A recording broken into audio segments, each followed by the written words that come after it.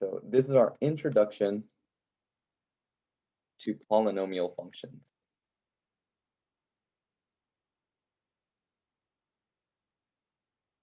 And instead of using the f of x notation, remember that f is just the name of the function. I'm going to call this p of x since we're talking specifically about polynomial functions.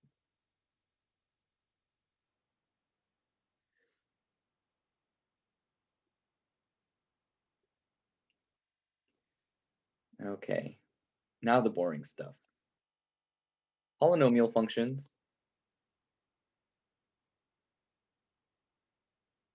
p of x, make up an entire family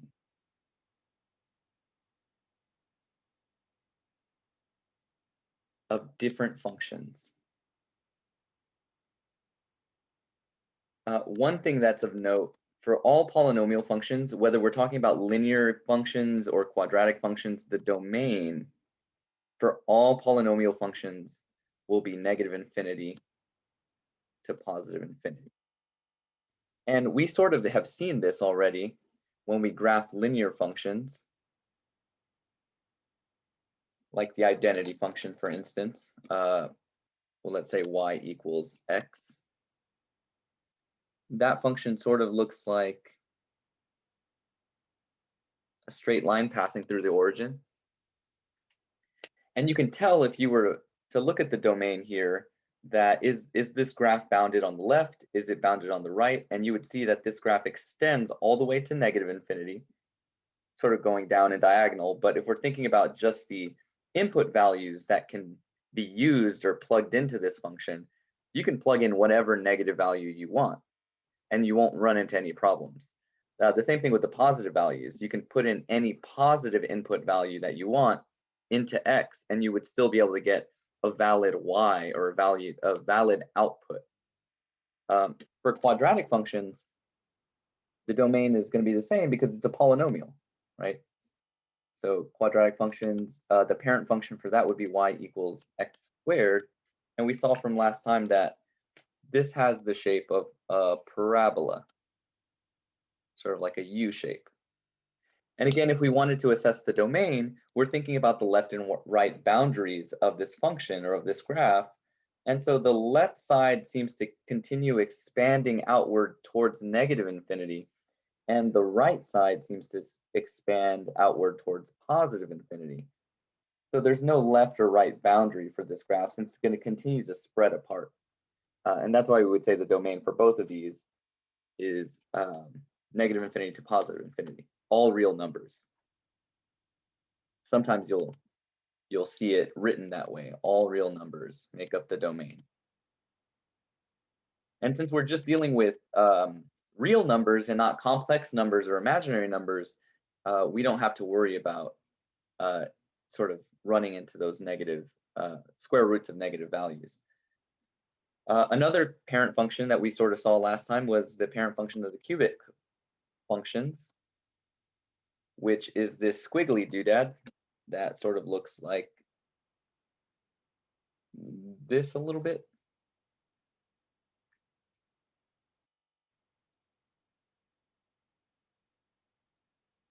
Okay, so this cubic function, again, if we played the same game trying to analyze the domain of this function, does it have a left boundary? Well, the graph seems to be going out to the left, so it's going to extend all the way to negative infinity. But we're thinking about the left boundary, not the lower boundary. Okay, so negative infinity is where it extends to. Positive infinity is where the right side extends to. Again, not thinking about the upward motion, thinking about the sideways motion. Domain is left and right. Okay, that this function also has a domain of negative infinity to positive infinity. But the range for these functions, for these polynomials, it varies depending on the, let's say, the end behavior.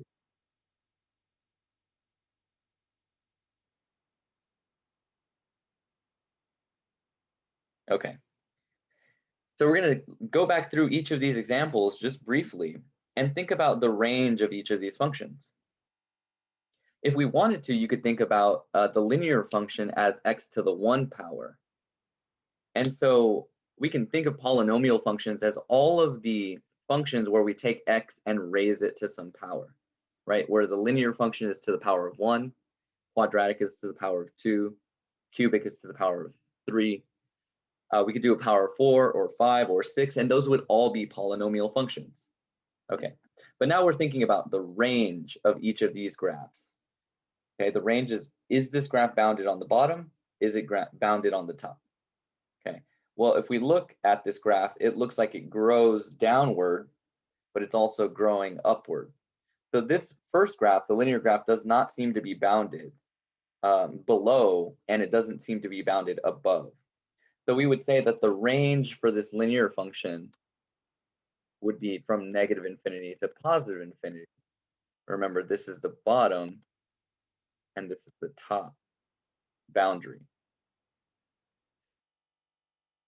But for this parent function of all quadratics, you might think of it as the mother of all quadratics.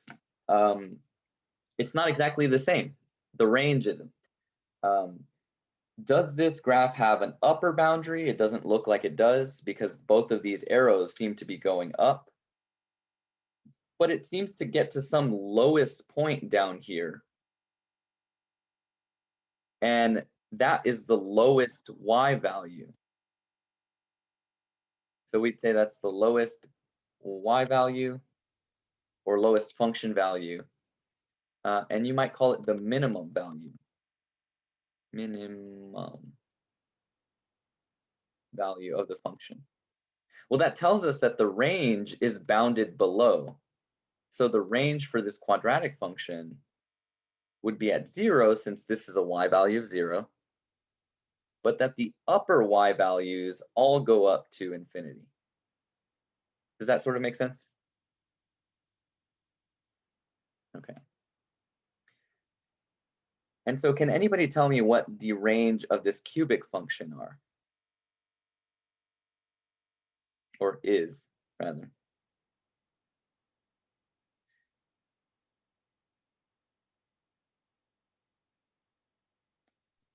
Negative Remember, when you're infinity. thinking of the range, you're thinking of what is the lowest y value that this goes down to? Negative infinity. What is the highest y value that this graph goes up to? Can you hear me?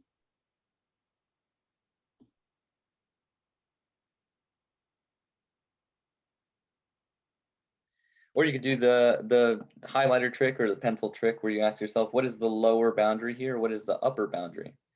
It doesn't seem to have a lower boundary since it's going to continue going down. It doesn't seem to have an upper boundary since it's going to continue going up. So we could say that this has a range of negative infinity to positive infinity as well.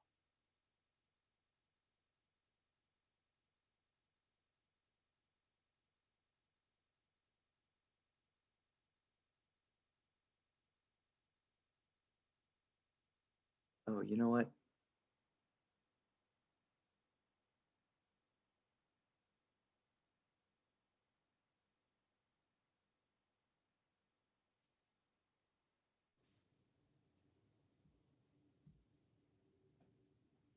Let's see.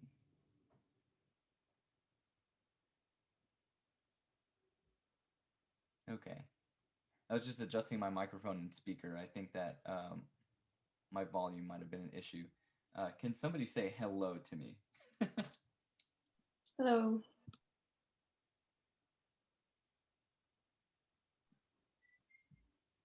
Can you hear us? Okay. I can hear you.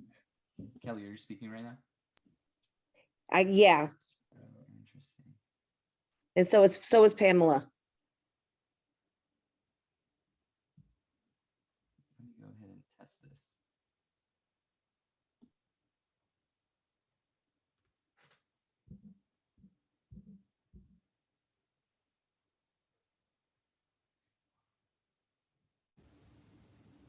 Okay, let me see. Can somebody unmute themselves just briefly and have a little conversation with me, just like Can you hear me? My volume is up. Should Can be you hear me fine. now? Can you guys hear me though, or have I been just Virtual? talking to nobody? Can you hear me now? Oh, there we go. There's my mic. Does this work?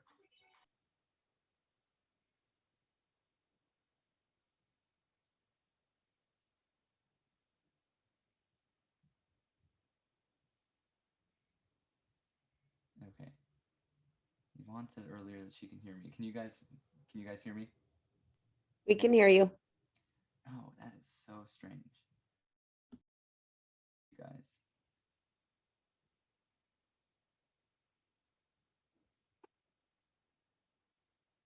Okay.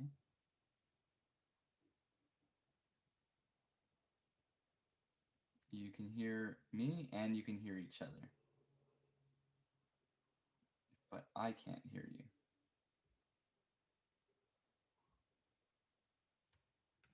That is weird. Okay. Well, as long as you guys can hear each other and hear me, I think that's fine. If you have questions, I'm going to try my best to monitor the chat. All right. Yeah. I wonder if I can switch.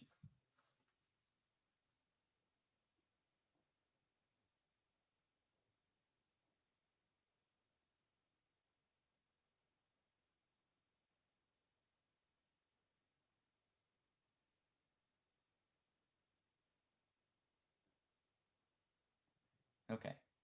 My volume sounds really low. What about now?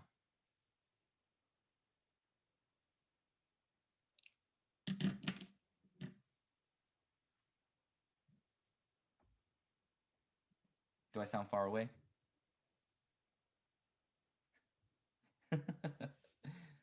I do. I still sound far away. That is so weird. Okay. Let me go ahead and pause the recording so that it's just not Play. Okay, so we've looked at these functions, okay, and we've assessed their domain in their range. That's something that we're going to have to be able to do with any of these functions that we come across. So we need to think about the end behavior of these functions. And what I mean by the end behavior is literally what is happening on the ends of these graphs. You can see that from this function, one of these ends is going down, the other end is going up. For this function, both ends seem to be going up. But for the cubic function, I have one end going down, one going up. And we need to sort of like, when we're given an equation, we need to have some sort of rule that will help us determine, just by looking at the equation, what the end behavior is going to be. So if the technology continues or continues to work for us, what I want to do is look at and do a little demonstration in Desmos so that we can see the end behavior of even-powered polynomials versus odd-powered polynomials.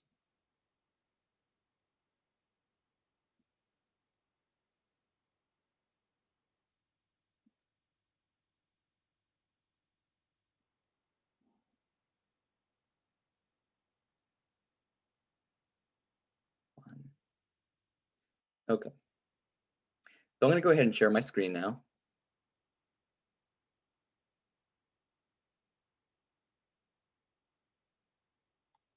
And we should be able to see what's going on in Desmos.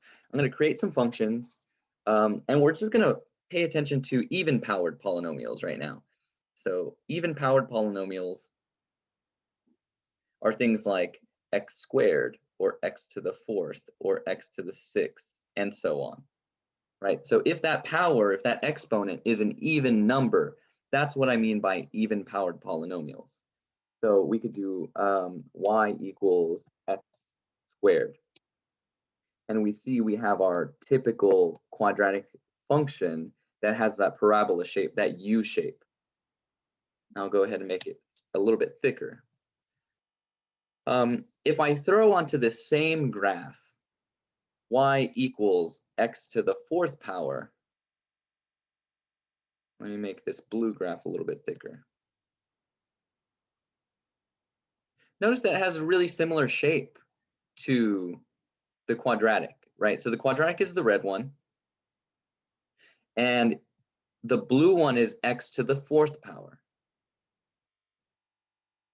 So far it looks like, or it seems that x to some even power has a U-shaped graph. So I'll put U-shaped graph.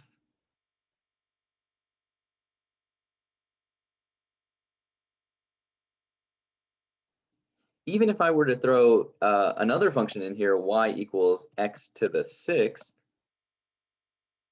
and let me make this one a little bit thicker. Okay, take the x to the 4th power off. Again, we have another U-shaped graph. And if we look at all of them at once, it sort of looks like as we go from the lowest even number, x to the 2nd power, to x to the 4th power, that we're sort of squishing inward and flattening the bottom of the graph, right? The quadratic is a little bit more rounded at the bottom, but when we look at x to the 4th power, it's flattened at the bottom, and it gets even flatter as we go to x to the 6th power. So you can imagine that if we went y equals x to some ridiculously large even number like, let's say 24, not that ridiculous, but it looks a lot flatter, right? Even if we went to 200, another really, it almost looks like it's square. But if you were to zoom into this graph, you can see that it's not exactly square. It's only sort of increasing really rapidly as we get close to 1. And so it has that little curvature over here as it goes up. But in any case, the general shape of this graph, of these even-powered functions, are this U shape. Now, can anybody tell me what would happen if I throw a negative sign in front of the quadratic function?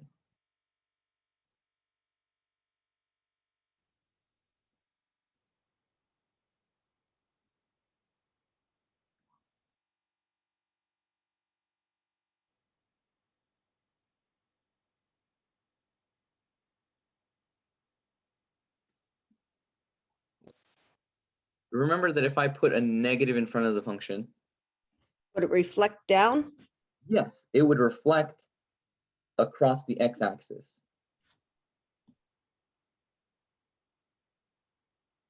So when we reflect across the x-axis, we're going to get something that's shaped like this, an upside down U shape. So I could go ahead and do that here and throw a negative sign in front, and you can see that we've reflected our graph across the x-axis. So it's still that U shape, it's still a parabola, but now it's upside down. So if we think about the original parent function, this point right here at 0, 0 is the minimum value of the function because it is the lowest point on the graph. But as soon as I reflect it across the x-axis, we sort of have this mound shape where now the reference point, which we might call the vertex, is the top of the function or the maximum value. That same behavior will happen if we look at x to the 4th. So we have this U-shaped and it's right side up, but now if we throw a negative sign in front of it, you'll get this upside down U shape.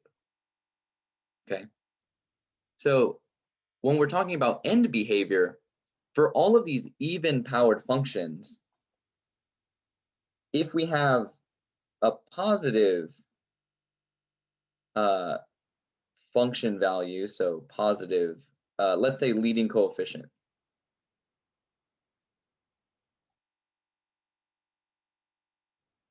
then we'll have this end behavior where the function is right side up.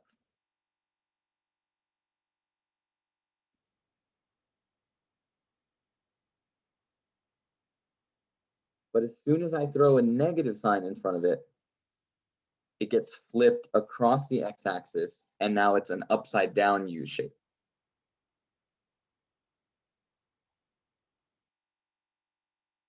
Now this is sort of different from what we'll see with odd-powered functions. So let me go ahead and clear these exponents. And then we'll start again.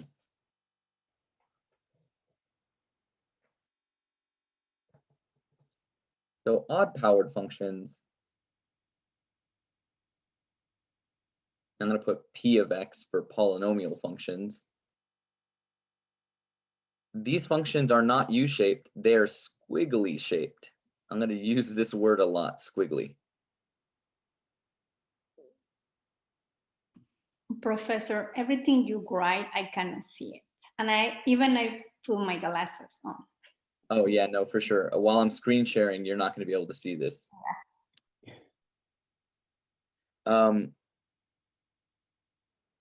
So while I'm screen sharing, I'll try to write some things on the screen, but try your best just to copy down what I'm saying. I know that might be difficult. The notes will be posted later. Okay, so odd-powered functions have a squiggly shape.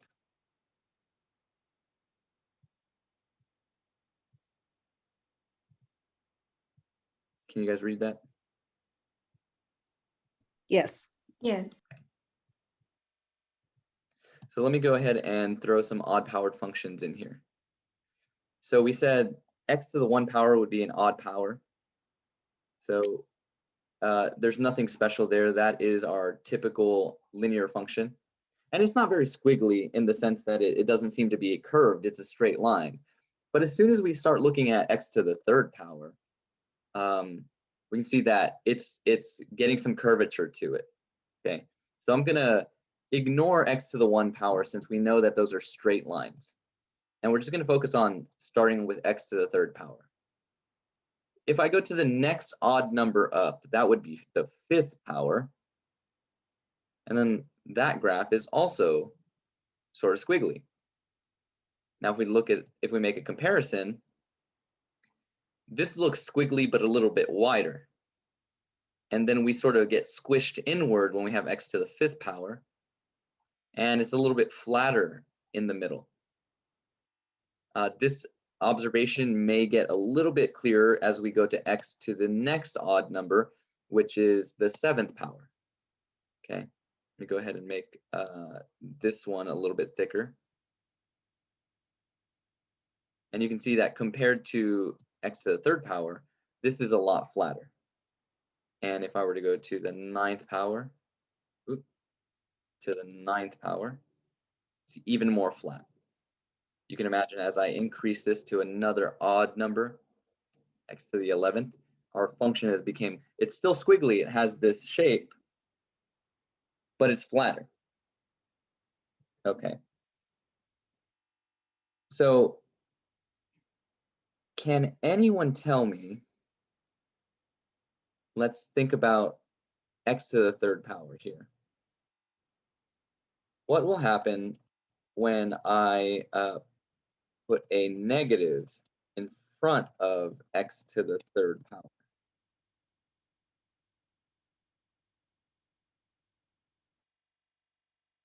So let me change this back to the 7th power real quick.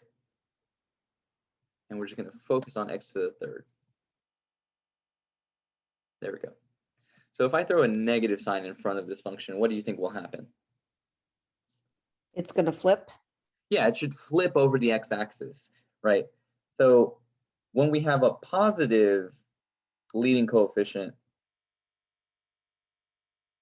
for our function, we're going to think about this squiggly shape going up. So I'm going to put squiggles up. But when we have a negative leading coefficient we should get something that looks like this. And I'll go ahead and throw that negative sign on there. So it sort of changed orientation. It flipped upside down, and now it's squiggling downward.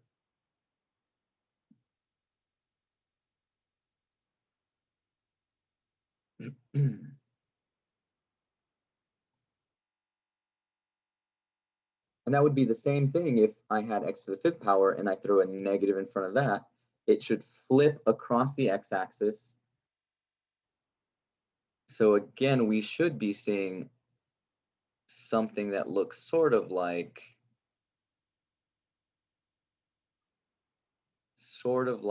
this, and then sort of like this. So let me go ahead and do that. Throw the negative sign in front. Yeah.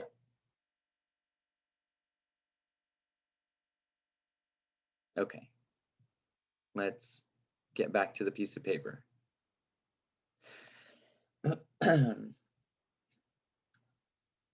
So we're going to be given equations and be asked what is the end behavior of these polynomial functions. And what we need is an end behavior diagram.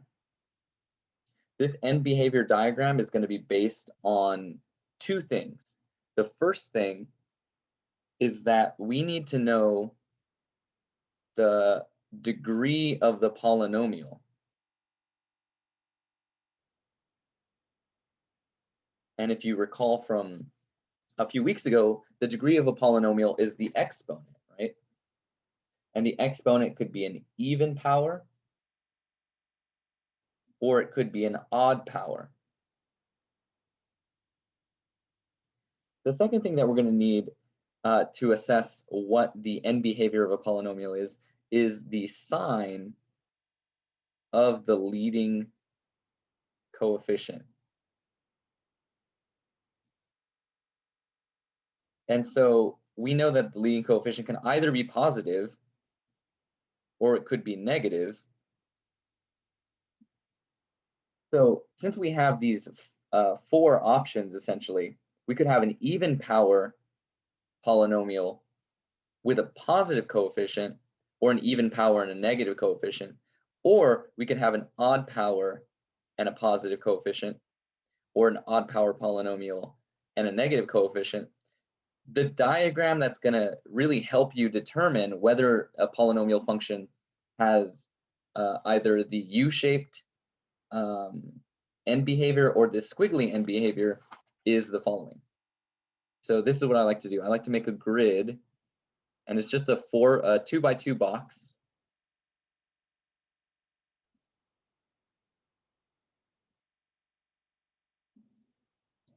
And on the top of the box, I say that we need to look at the degree of the polynomial. And that can be either even or it could be odd. And then we need to examine the sign of the leading coefficient, which could either be positive or it could be negative. If we have an even polynomial, we said that those are U-shaped, and if they're positive, then they're sort of smiling. You can think of it that way. It's an right side up U shape. I might not know exactly what's going on in the middle of the polynomial, but the end behavior is going to be going up. As soon as I throw a negative sign in front of the leading coefficient, that will flip the function upside down. So again, the ends are going to be both going down. If I had an odd polynomial like x to the 3rd power, then the ends of that function, if we have a positive coefficient, goes down to the left and up to the right. And if I had an odd polynomial like x to the 3rd, x to the 7th, x to the 13th, but I had a negative leading coefficient, then I'm going to be going up to the left and down to the right. Now, the reason why I'm not sort of drawing these connected is because depending on how complicated these polynomial functions get, they could have other terms, not just x to the third. We could have a combination of polynomials that we're adding and subtracting. So for example, you might be asked to determine the end behavior of the following polynomials.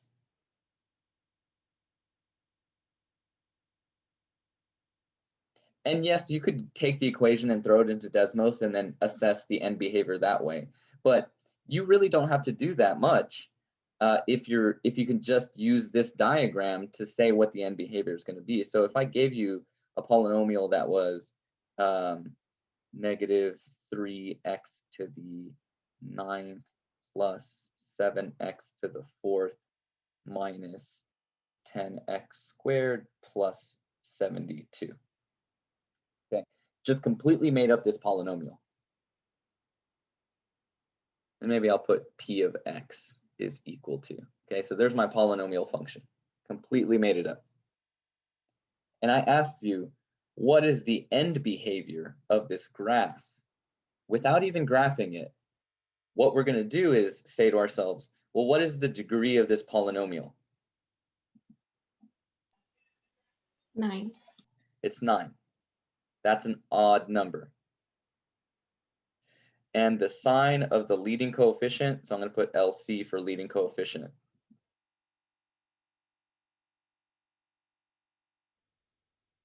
Well, if you remember, the term that has the highest exponent is the leading term. And the coefficient is going to be this number that's multiplied by that variable. So if we have a -3 in front of x to the 9th, then the leading coefficient, the sign of the leading coefficient is negative. So if I look at my end behavior diagram, I have an odd polynomial and a negative coefficient. So the graph should look something like this. Although the details in the middle might be a little bit different, the end behavior is definitely going to look like this. So what you would do is just draw this picture. And in MyLabs Plus, they'll say select one of these four. They'll have the pictures drawn for you. So based on this alone, we can say this is going to be the end behavior. Okay, we can anticipate the end behavior of the graph even without graphing it. Okay, just by looking at the equation. Now to prove that that will work, let's go ahead and I'm going to share my screen, graph this function in Desmos, and then we'll look at the end behavior and see if we got the right thing.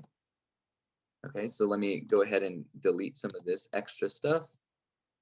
The function that we had was p of x, is what I named it, is equal to -3x to the 9th power plus 7x to the 4th power minus 10x to the 2nd power plus 72. And then I'm going to zoom out as best I can.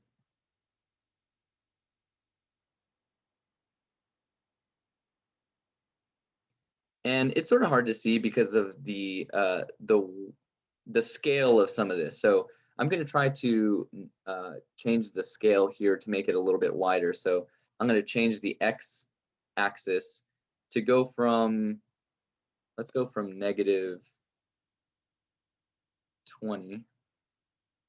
and let's go to +20. And the y-axis, that squiggly bit, well, that's probably good actually. Right? Because all we're trying to do here is determine, is this end behavior that we anticipated anything like what the behavior diagram told us it would be? And let me go ahead and make that thicker. Like I said, it looks a little bit squishy on the inside. It's wiggling for sure, but we're just concerned about the behavior on the ends of the function.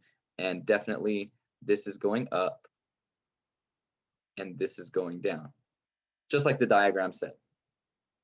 Does that make sense?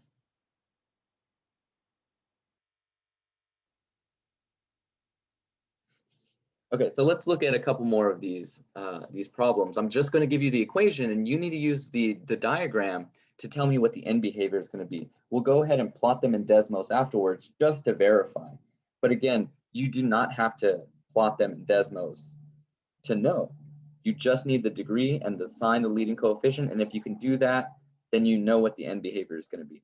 So if I gave you the polynomial,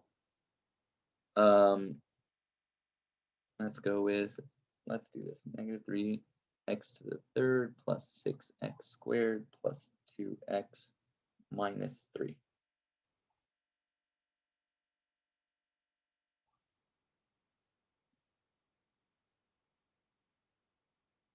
So can anybody tell me, looking at this function, what is the end behavior that corresponds to this polynomial function?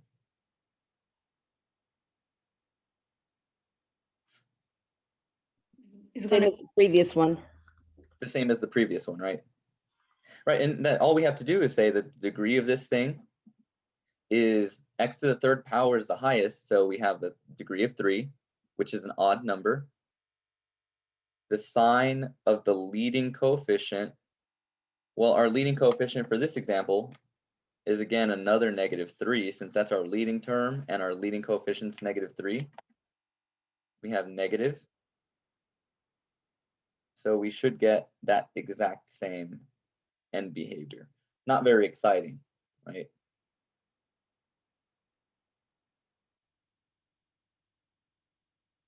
Okay, so let's switch over to Desmos just to make sure that that is correct. You know, it's always good to cross-examine this with some other tool.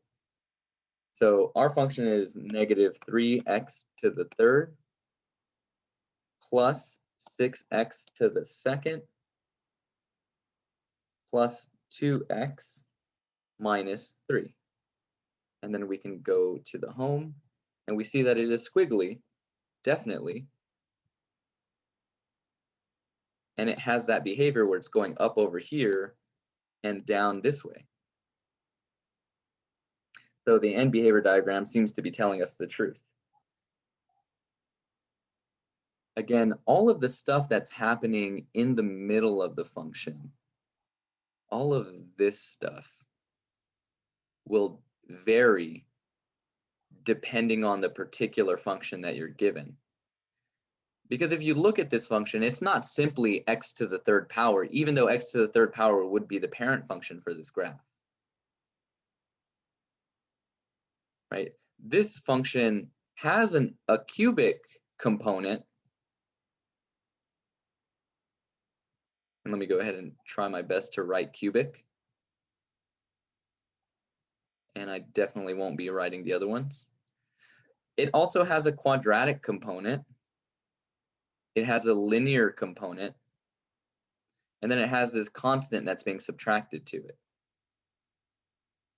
So all these other components that are added to the polynomial or subtracted, they will affect the behavior of the function in the interior of the graph. But the end behavior is dominated by the highest degree of that polynomial. So the behavior of this polynomial is dominated by x to the third power. And that makes sense because it's a higher exponent, right? So let's look at one more of these guys, maybe a couple more actually. So let's look at the end behavior of this thing. P of x is equal to 7x to the 6th power minus x to the 5th power plus 6x to the 2nd minus 6. Okay. So use that end behavior diagram and determine what is the end behavior of this function.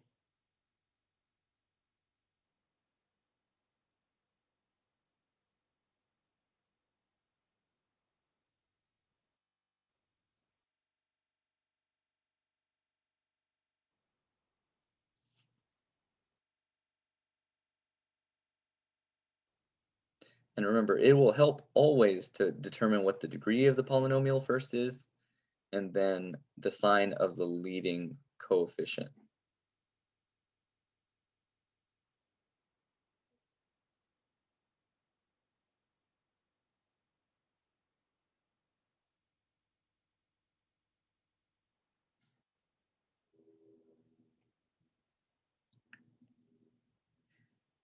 So what is the degree of this polynomial? 6. Yeah, 6. yeah. Nothing too complicated there. We're just looking for the highest exponent, 6. And is that an even or an odd number? Even. That's an even number. Okay, and what is the sign of the leading coefficient here? Positive. Positive. Right, so we have a positive 7 here. So then based on the behavior diagram that we gave you before, what should this graph's end behavior look like? Is it squiggly or is it U-shaped? U-shape. U-shaped, U. It's U-shaped. And is it right side up or is it upside down? right side up. Right side up. Right, so we're looking for something that's like that. And again, when you look at a problem like this in MyLabs Plus, it will give you the shapes of the of these different shapes that are in the end behavior diagram, and you have to select the correct one. Okay. So just for good measure, let's go ahead and take a look at this polynomial function. Let me go ahead and clear this. We have 7x to the 6th power, so we have x to the 6th power. We have minus x to the 5th, plus now we have a quadratic component, 6x to the 2nd, minus this constant component there. So it sort of looks U-shaped, again, because it's being dominated by the x to the 6th power. That highest exponent is going to dominate the overall behavior of the graph. If you zoom in, you know, the graph seems to be transformed or moved around, maybe stretched in some places, but overall it has that U shape. And again, when we're asking about end behavior, we are only concerned about what is happening literally at the ends of the function. And it looks like the function's going up this way and up that way, determined by the end behavior diagram. Okay. So let's give you guys another one.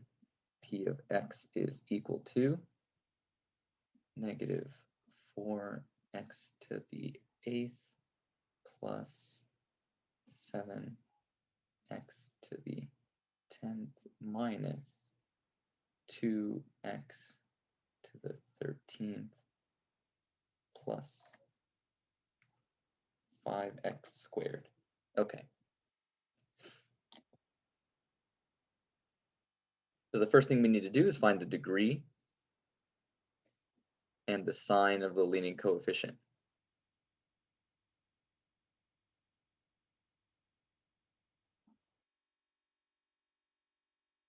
So what is the degree of this polynomial?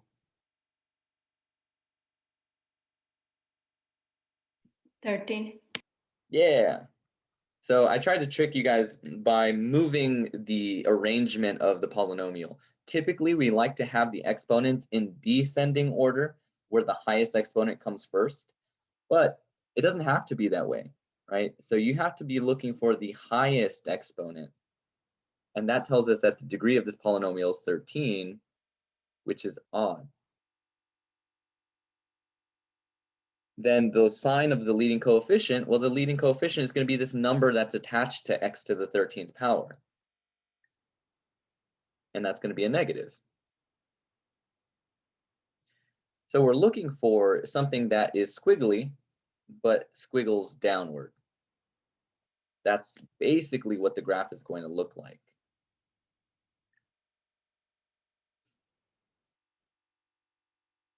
So it's not always going to be that you're just going to look at the term that's on the furthest to the left. You're going to want to scan that thing and find the one with the highest power. That determines the degree. And its leading coefficient is negative. So we're going to get this behavior. Let's go ahead and jump into Desmos to look at what this graph looks like. So we have negative 4x to the 8th. Let me zoom home so we can see this thing as it changes as we add components. So that looks like something to the 8th power, an even powered polynomial that's downward facing. But if we add some other components like 7x to the 10th, looks like it flipped directions, because now the x to the 10th has a higher exponent and it has a positive leading coefficient. So it is now dominating the behavior of the function. Now, if I put -2 x to the 13th, this is going to be a higher power. So this component is going to take over control of the behavior of the polynomial. And it looks really strange, but the end behavior is dominated by x to the 13th. We have one side going up, one side going down. And so you can imagine if I add 5x to the second power to finish up this polynomial, that quadratic is such a low power that it won't manipulate the function too much. It won't change the graph too much. So we still have the weird sort of end behavior, or I'm sorry, weird sort of internal behavior where it's going down and then up and then down again. But the end behavior is overall dominated by the highest exponent term. And that says, okay, make the graph go this way and this way on the left and right ends. Okay. So I think that's pretty neat how you can sort of take these little polynomial components and they adjust the graph accordingly. How as you increase the power on a particular component, well, then that will then take control over the shape of the graph. But right now it seems like this esoteric, very abstract thing that we're studying right now. And that is very much true. Polynomial functions are used in a lot of different applications, but we're going to dial it back a little bit and focus primarily on quadratic equations or quadratic functions, and learn to analyze these quadratic functions that are a lot simpler than these multi-term polynomial functions.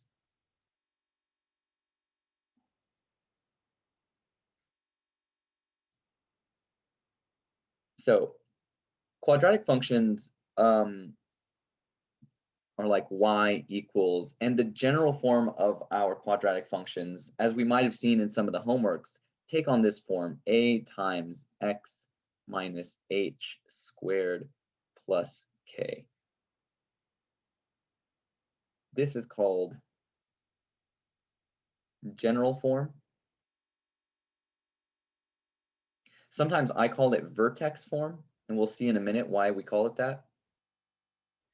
But essentially, this is how I think about setting up quadratic equations if I want to know how we have transformed a particular function compared to its parent function, right? Because the a that you're multiplying by the function is the vertical stretch factor.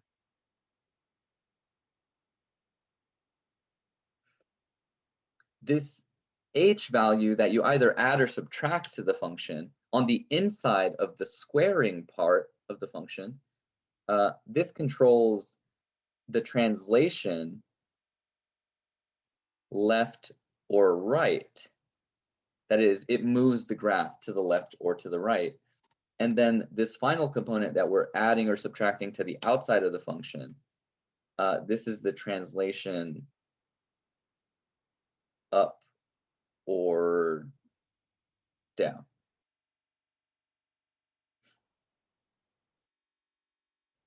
And so again, we're always sort of going to be thinking about what is our function in relation to its parent function or its mother function. And the mother function of the quadratic, or of all quadratics, is the one that starts here at 0, 0 in the origin and sort of expands in either direction, up or down. Now this thing can be flipped if we throw a negative sign in front of the general equation, but we sort of want to think about the different aspects or different key features of the quadratic function. Now, quadratic functions are really useful in all kinds of fields of study, from wildlife ecology. They're also seen in physics and engineering.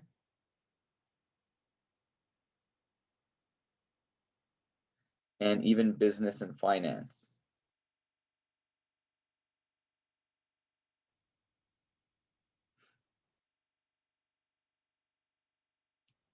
So one example from wildlife ecology might be that, and I think we've talked about this a little bit, maybe briefly I mentioned it a few weeks back. Quadratic functions look like this, but a lot of times we could measure something like rainfall and see how rainfall affects as it increases, right? So you could have 0 rainfall, or you could have a lot of rainfall. I'm not going to even put a number over here. I'm just going to say a lot, right? And as rainfall increases, you might want to study the relationship of the impact of rainfall on like the population of a particular species. Like, I'm going to put M of X is the population of mosquitoes.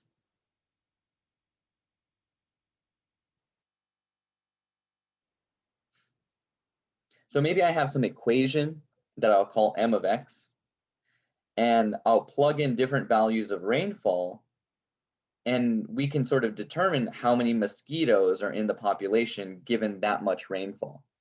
And a lot of times you'll see that as you have very little rainfall, you have very few mosquitoes.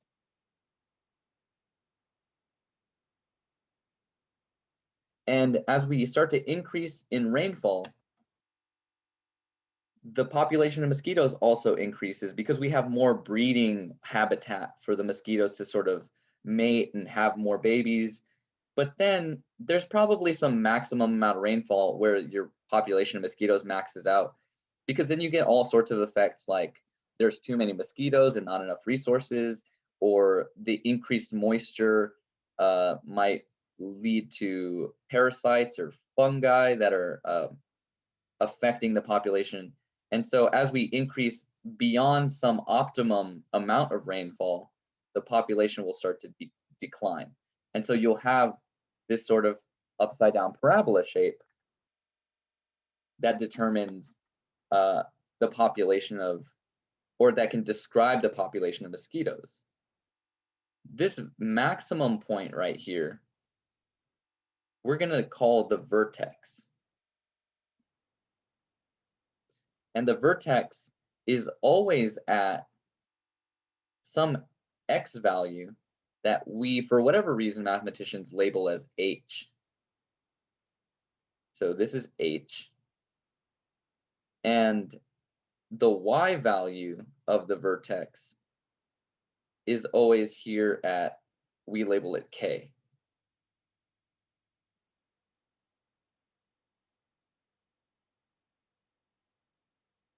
So the vertex is either going to be the maximum point or the maximum value of the function,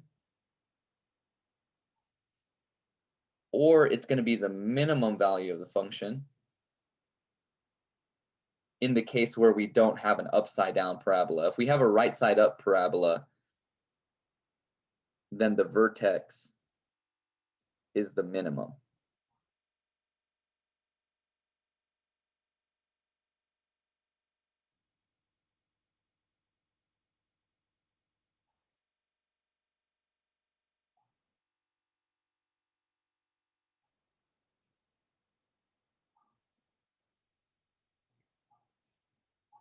Okay, so that being said, I'm just going to make up a generic graph so we can think about the anatomy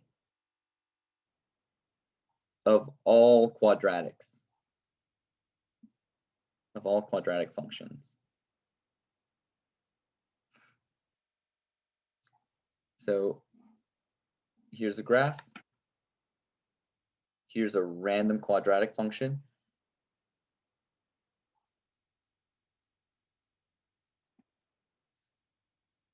The key features here that we're going to need to be able to identify when we're analyzing a quadratic function. Always, always, always, we're going to need to be able to identify what the domain and what the range of this function are. Okay. And since this is a type of polynomial function, you could assess that the domain is from negative infinity to positive infinity. But all polynomials have this domain, so you don't really have to think too deeply about that. if you remember the fact that all polynomials have negative infinity to positive infinity as their domain.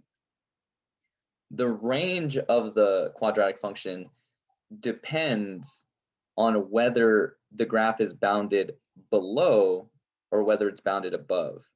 So in this case,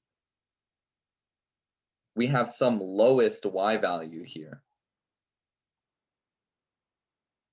So we would say that the vertex here has some minimum y value, and we know that the vertex is h comma k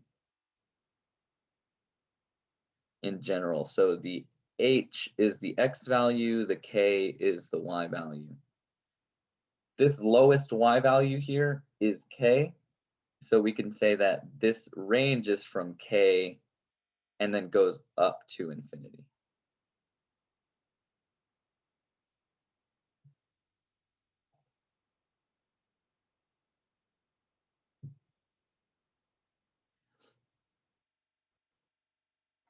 And that might not always be the case. So in a counterexample,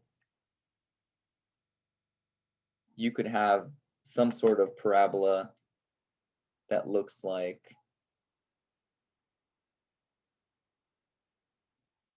this. Where now this guy is the vertex, and we're still going to label it h comma k. So this is our h value, and now k is a positive number. But our vertex is a maximum. So in this case, the domain is still going to be the same from negative infinity to positive infinity, but the range is going to be from negative infinity, because that's the lowest value here, it's the lowest y value, and the highest the highest y value is k, like that. So this is for an upside down parabola.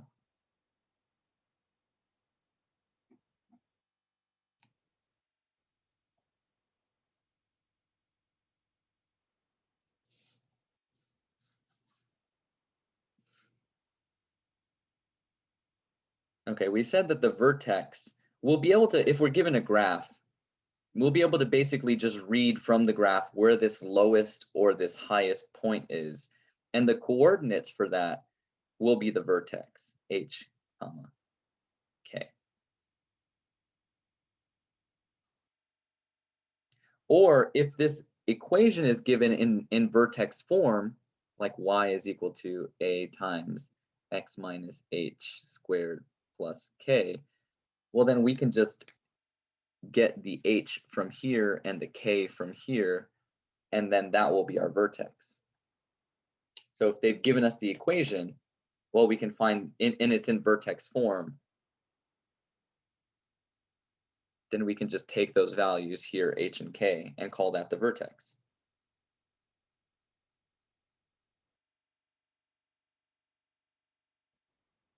The axis of symmetry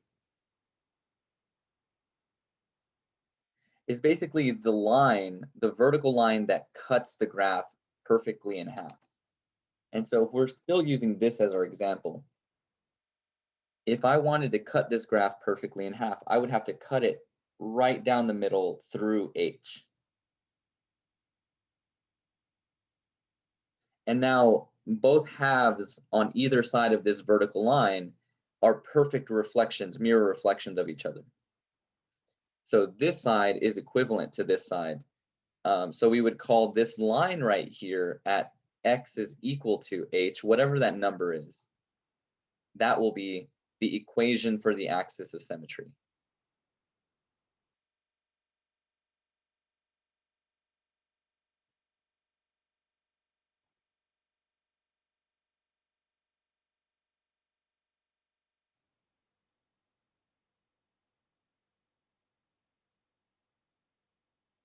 And the axis of symmetry is really nice because it splits your function into two parts. It splits your function into a region or an interval where the graph is increasing, and an interval where the graph is decreasing. So if you remember these kinds of problems where we had to pretend that we were writing the function like a roller coaster, we can say that this graph is decreasing since we're going down, down, down, down, down until we get to this point. So it's decreasing from negative infinity to h, and then it starts increasing from h to positive infinity. And remember, these are intervals of the domain. So we basically cut the domain into this interval here and this interval over here. Right? So from negative infinity to h, the graph is going down. From h to positive infinity, the graph is going up.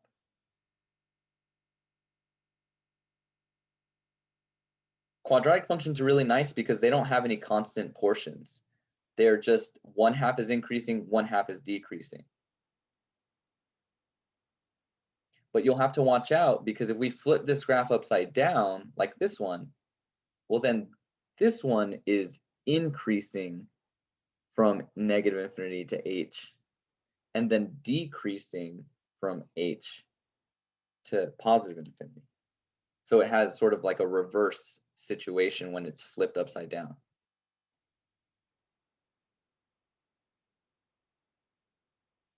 There are some other really important parts of this graph that will be useful. Where the graph here crosses the x-axis, these 2 points, we call them the x-intercepts, but a lot of times you will see them referred to as the roots of the function. So remember, the roots is where the y value is equal to 0. And that's another name for the x-intercepts.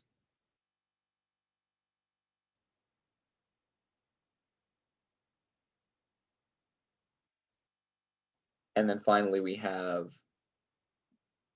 no special name for this, but the Y-intercept.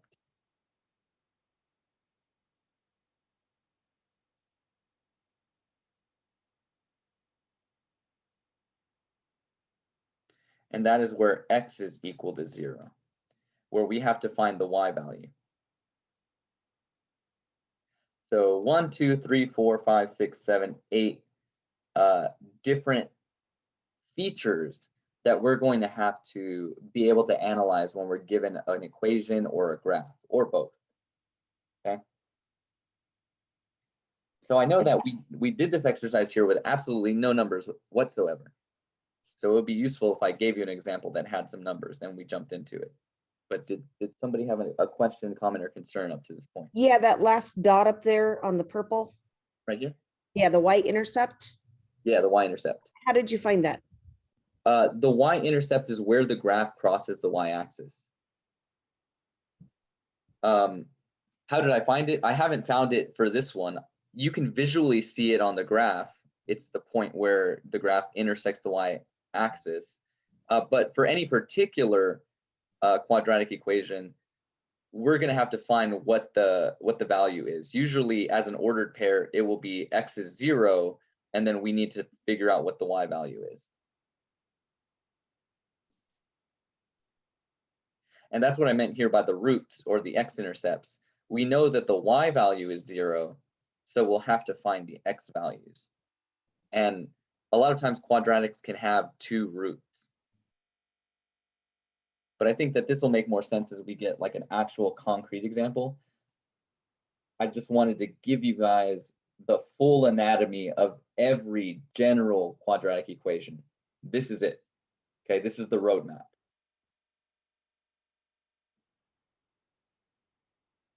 Okay, so I'm going to give us, we're going to look at an equation here, and we're going to try to analyze it, find the domain, the range, the vertex, axis of symmetry, intervals where it's increasing versus decreasing, and that should be it. I'll ask about x-intercepts and y-intercepts, and we should be done there. Okay, so let's take a look at this example. Analyze the following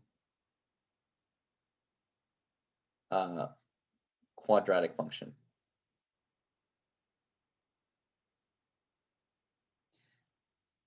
And we're given f of x is equal to -2 x minus 2 to the second power plus 3.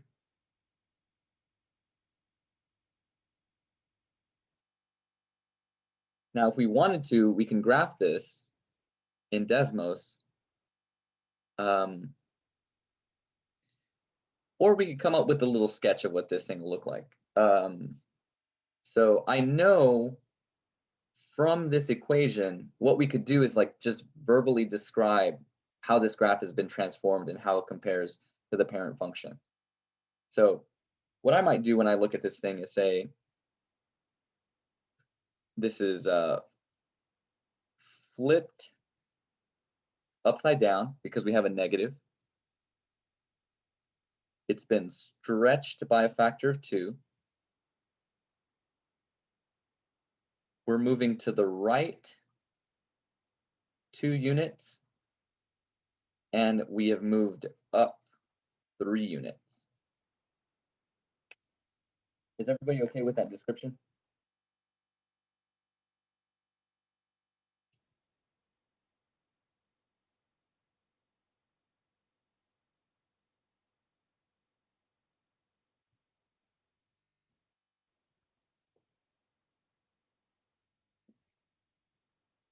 Okay, now I'm just going to pop into Desmos to graph this thing really quickly, just so that I can get a little sketch of this. And this is exactly what you'll want to do on your homework.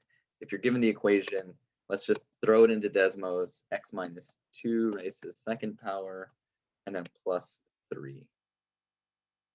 So as we expected, this thing is flipped upside down because we had that negative sign. It sort of looks like it's been stretched, and you can tell that it's been stretched because, let me go ahead and draw on this thing. Let me zoom in. Let's zoom in right here. The reason we can tell that this thing has been stretched is because if we look at the vertex right here, and then the next point down is this one, it looks like we walked over 1 unit here and then down 2 units there. So that tells me that this has been stretched by a factor of 2. Same thing on the other side. This point right here looks like we walked over 1 and then down 2. So that's a little visual tool that you can use to determine how the function has been stretched. But we were given the equation, so we know that it's been stretched by a factor of 2 because there's a 2 in the equation that we're multiplying by the function. Usually, the parent function starts right here at the origin, so we would call that the parent's vertex or the reference point. And it looks like we said if we have a minus 2 in here that we're moving to the right 2. So if I move over 2 units to the right, to right here, and then I move up 3 units, well, if I go up 1, 2, 3, well, this is the new vertex. So the vertex moved exactly to where we expected it to move, and then it was flipped upside down since we have this negative sign there. So we can draw a brief sketch of this thing. The important points are going to be that we have a vertex at 1, 2, 1, 2, 3.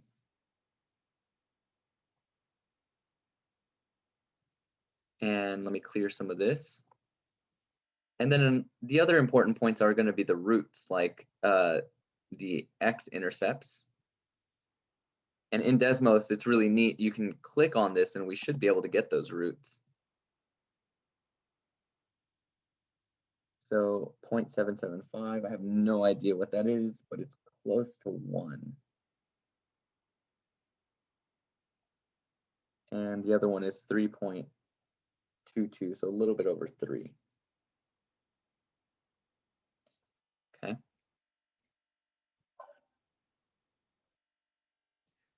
And now if we navigate to the y-intercept, notice that I have to scroll all the way down here before I can see where the graph crosses the y-axis. So this point down here is the point 0, -5.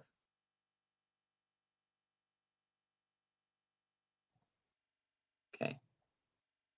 So that is just me making a brief sketch of the graph so that we have something to play with now. So we have two roots. We have this vertex, and then we have the y-intercept. Okay, the y-intercept was a really nice number. The roots weren't nice numbers at all. But let's go ahead and just go through our laundry list in the order that I presented it before. Can anybody tell me what the domain of this function is? And remember, the function is just the parabola part.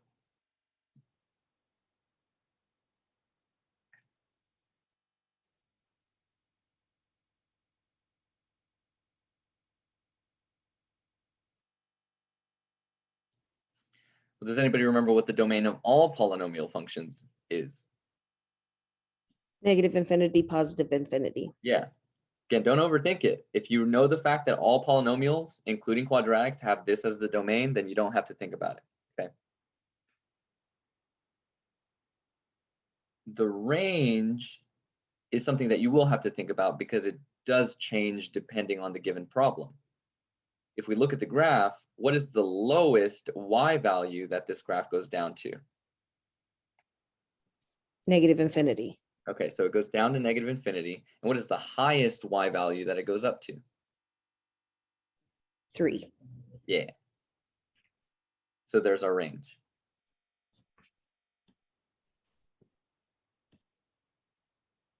Since we graphed this vertex or the graph already, so if we graph the function rather, we saw where the vertex is located, right? It's going to be either the highest point or the lowest point on the parabola. But you can also obtain it from looking at this h and this k value.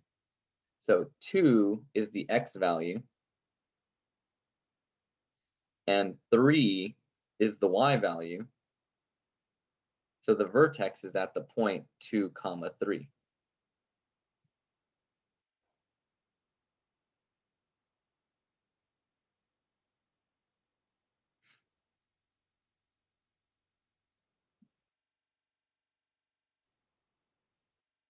The axis of symmetry is just going to be the x value that sort of cuts the graph or the parabola perfectly in half. And so if we were to draw a line through the vertex, just vertically through it, what x value does this represent?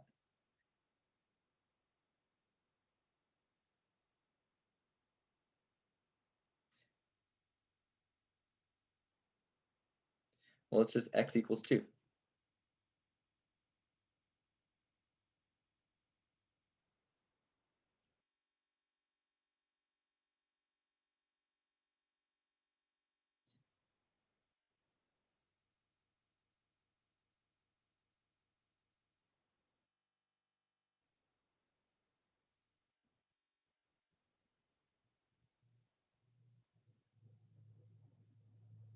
Okay, now we need to determine the interval where the graph is increasing.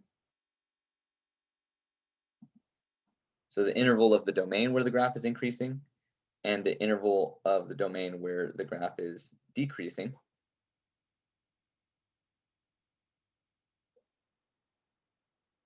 So we could say if we're riding this graph like a roller coaster, and maybe I should change colors, and we're reading it from left to right, this is really going up, up, up, up, up until we get to the vertex. So this is the increasing portion. The increasing portion is from negative infinity all the way to 2. Negative infinity to 2. And then finally, the decreasing portion is the other half, because if we continued riding that roller coaster, now we're going down after the vertex. So we're starting that downward, the descent from 2 all the way to positive infinity.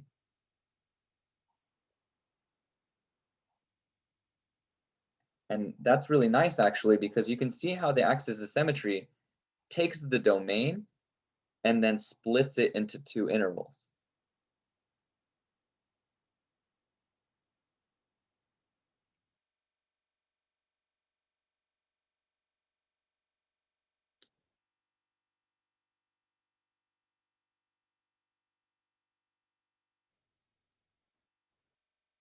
Okay, now the other 2 things that we needed to find were the roots, or the X-intercepts,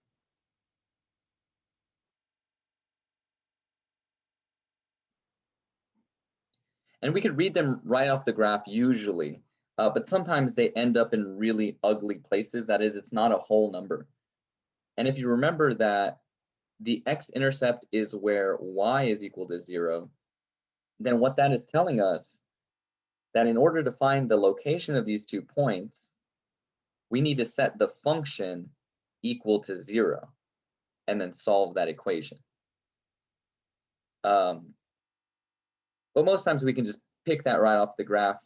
I'm just going to run through this really quickly. We have 0 is equal to negative 2x minus 2 squared plus 3. And so this is a quadratic equation that we're going to have to solve the same way we solved quadratic equations to figure out what those values of x are. Okay, so just quickly, I'm going to subtract the 3 over to the other side. So I get negative 3 is equal to negative 2 times x minus 2 squared. I'm going to divide the 2 over to the other side. So I have 3 over 2 now, since negative and negative cancel out. And I have x minus 2 squared there. Then I can take the square root of both sides. So I'll have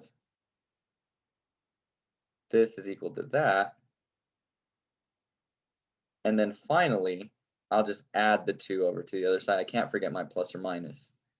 So I'll have root 3 over 2 plus 2 and negative root 3 over 2 plus 2. Those are my x values. And we'll see what those are equal to right now. I'm just going to throw them into the calculator and see if what Desmos told us is correct. So we have the square root of 3 over 2, square root of 3 over 2, and then we're adding 2 to that. 3.2247. So I'm going to put 3.2247, see if we get something close to that in Desmos. And then if I copy this but throw a negative sign in front of that other one, it looks like we get 0.7752-ish. Okay. So when we threw this into Desmos, I'll give you guys a second to copy this down.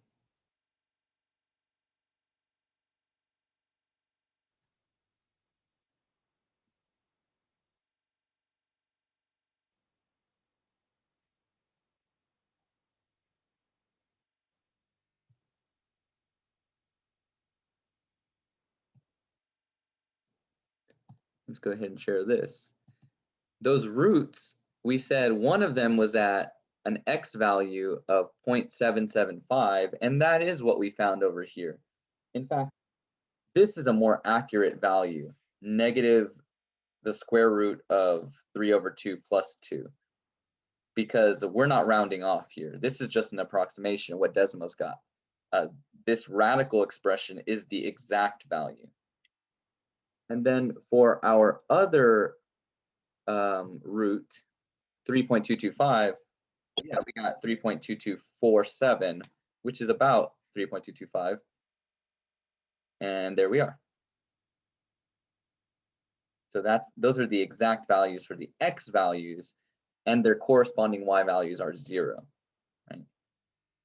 So to find the roots or the y-intercepts, we're going to set the entire function equal to 0 and then solve that quadratic equation. And that is only when we cannot determine just by looking at the graph where the x-intercepts are. For a few of your problems in MyLabs Plus, they're going to be nice whole numbers. And so you can just say that this is the location. This is the ordered pair that represents the x-intercepts. But for others where it does not cross at an integer or a whole number, you're going to have to solve that quadratic equation. So we can't use the intercept that Desmos gives us. Right. MyLabs Plus will not accept it. Okay. And I think that when it comes to the test, I'm going to give you an equation where the answers come out to nice integers. Okay. Okay, so the last thing that we needed to find was, Desmos told us that the y-intercept was here at 0, -5. So we don't have to look for that. We don't have to do any math. We just look at the graph. Is that a nice integer? So that's going to be our y-intercept.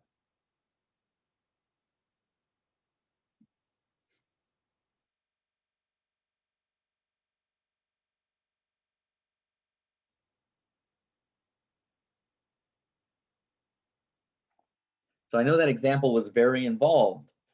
You're going to need to be able to get into the homework and assess these different components and really break down the quadratic function. Okay, but what if they gave you a quadratic function that is not in vertex form and we still needed to analyze it for all of these things? Okay, and what if they gave it to us in the form of a word problem that just complicated it with the English language, right? So there are some applications problems that you're going to run into in the homework, and I want to look at one of those. So for instance, I began this discussion of quadratics by talking about wildlife ecology. Since I studied ecology, that's what my degrees are in. I want to start with this example here. So applications, which might otherwise be known as word problems.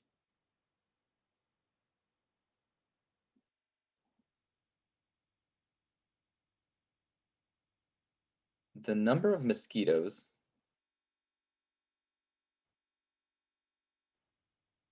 m of x in millions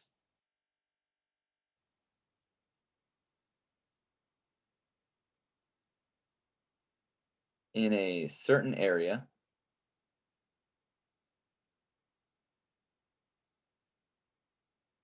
depends on June rainfall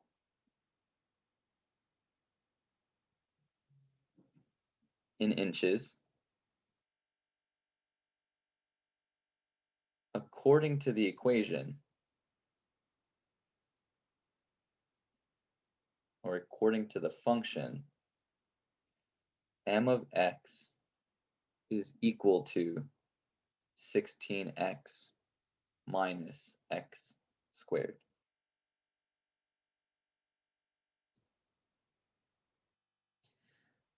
The overall question that we're going to try to answer is, what rainfall level produces the maximum number of mosquitoes?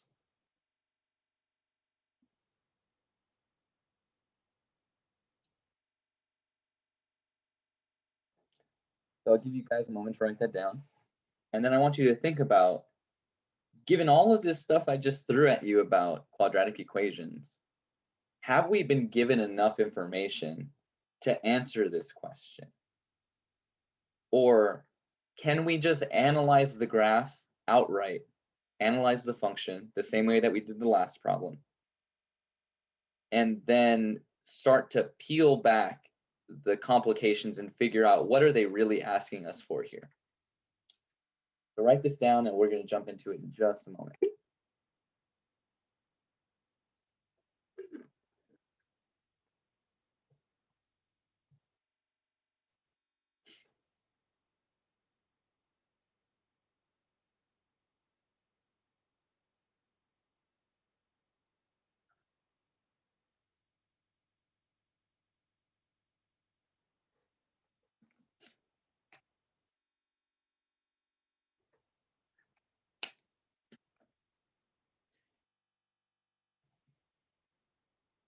Okay, well, I'll tell you this.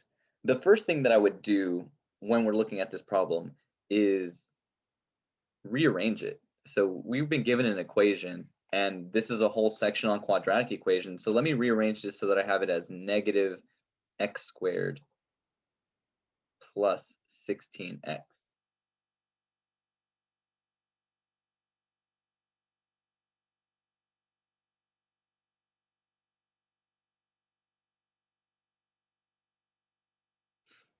Now, was this equation given to us in vertex form?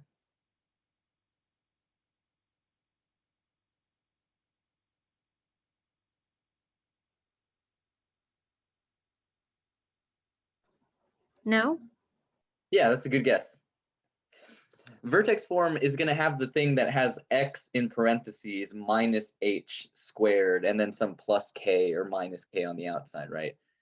And this doesn't seem to have been given to us in vertex form because we have a quadratic component here and a linear component here. Remember, vertex form just has this quadratic thing, okay? It does not have a linear component. There's no other x in the equation. So when you're given something that is not in vertex form, we still need to be able to find the vertex, and we're going to do that using some help from the quadratic equation or the quadratic formula. Okay. The quadratic formula, if you don't recall, is negative b plus or minus the square root of b squared minus 4ac all over 2a. It's not important that you write this down, okay? You have it somewhere already. And I'm not going to use the entire formula. It turns out that the vertex, a formula that will give us the vertex, it's embedded in the quadratic formula. And that is negative b all over 2a. This part of the quadratic equation will give us the vertex. So the x or the h part of the vertex is going to be negative b over 2a. And if you recall, when we labeled a quadratic equation like this before, this is our a, this is our b, and then this doesn't seem to have a c, but we could say that c is equal to 0. Right? Just like we labeled for the AC method, for instance. So using this formula, what we can do then is find the x coordinate for our vertex. Okay, and I'm just going to do this strictly using algebra, and then we'll throw it to the graph and see what it looks like. Okay, so if I put my formula as h is equal to negative b over 2a, well, that's going to be negative, and then what is b? B is 16. All over 2a, a is negative 1. Now, if I simplify this, then I'll have my answer for at least the h part of the vertex, the first coordinate or the x coordinate. So I could throw this in my calculator and say we have negative 16. Let me go ahead and do this exactly the way it's written. Negative parentheses 16. Maybe we want to do it this way. Negative parentheses 16 over 2 times negative 1. I mean, you could do this and call this negative 16 divided by negative 2. That would be perfectly fine. You don't have to be fancy in the calculator, but we should get 8, right? Negative 16, the negatives cancel out. 16 divided by 2 is just 8.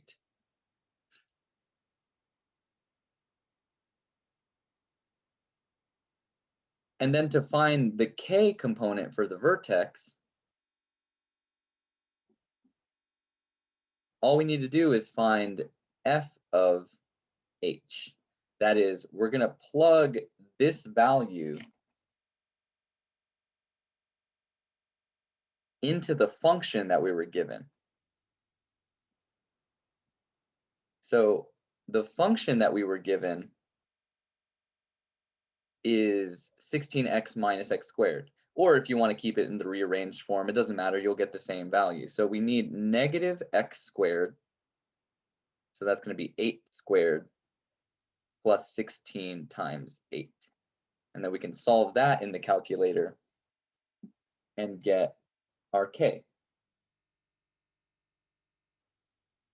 So we have negative 8 squared plus 16 times 8.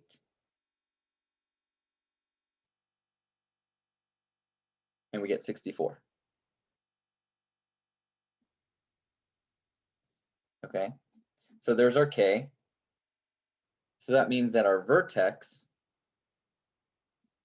is at the location 8, 64.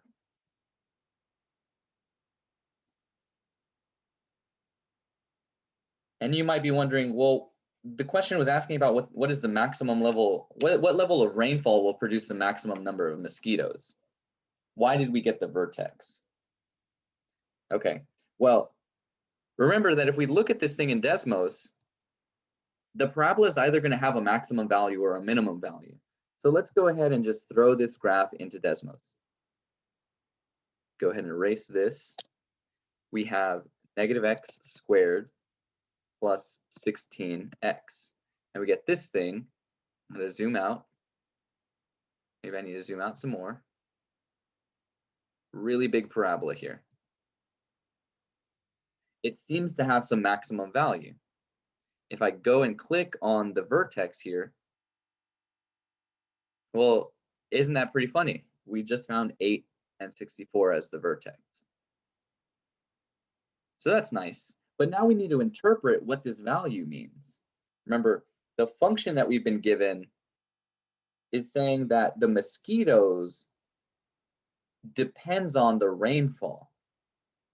So the input value 8, when we plugged it into our function for mosquito population, spits out the output of 64.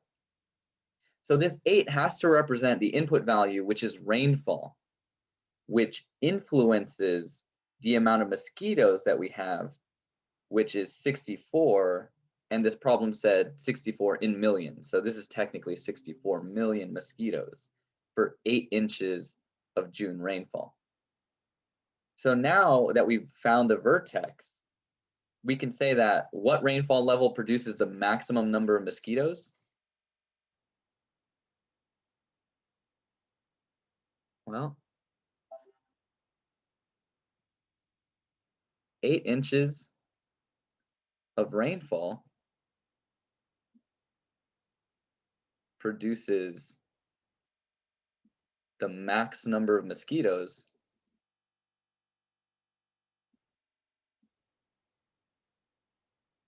which is 64 million.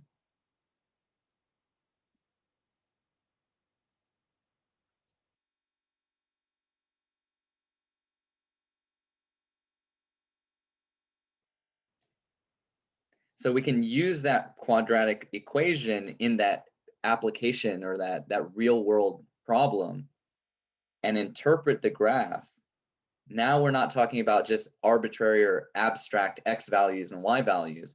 We're saying that x represents rainfall here. The y value or the function value represents the number of mosquitoes in the mosquito population. And there's some relationship between those two variables. Okay. I know that was a lot. Let's go ahead and take a break. We'll come back at 2:05 and we'll start on some more stuff. What you growling at? Okay, let me see, Jake.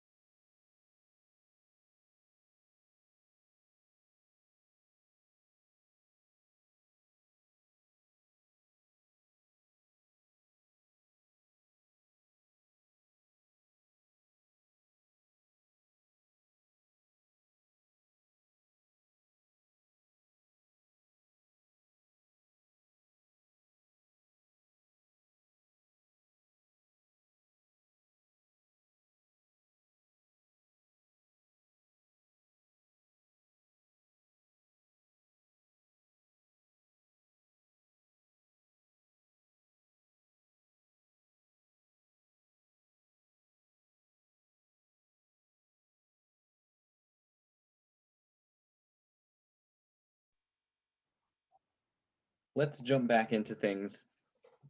And now we're going to zoom out a little bit from that deep dive from quadratic equations, and we're going to get into general polynomial equations or general polynomial functions. So polynomial functions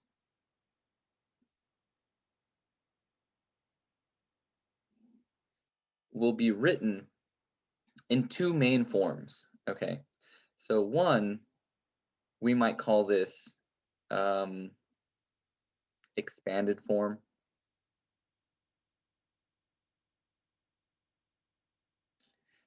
Or we might see something in factored form. And I'm actually going to start with factored form because I think it'll make more sense. So in factored form, we'll have an equation or a function that is, the function is given by a bunch of linear polynomial factors that are being multiplied by each other. And that's why we call this factored form.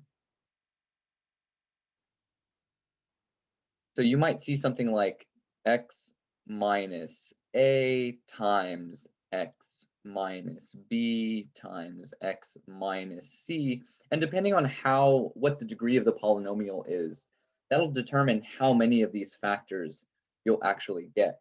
Remember, each of these guys is a different factor.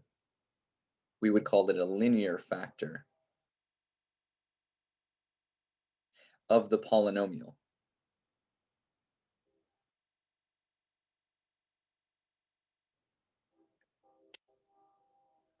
And for instance, if I were to multiply this stuff out, I would get something that more or less would look like maybe something times x raised to some power plus something times x raised to some different power, and the power goes down by 1, plus something different times x raised to some different power, and so on.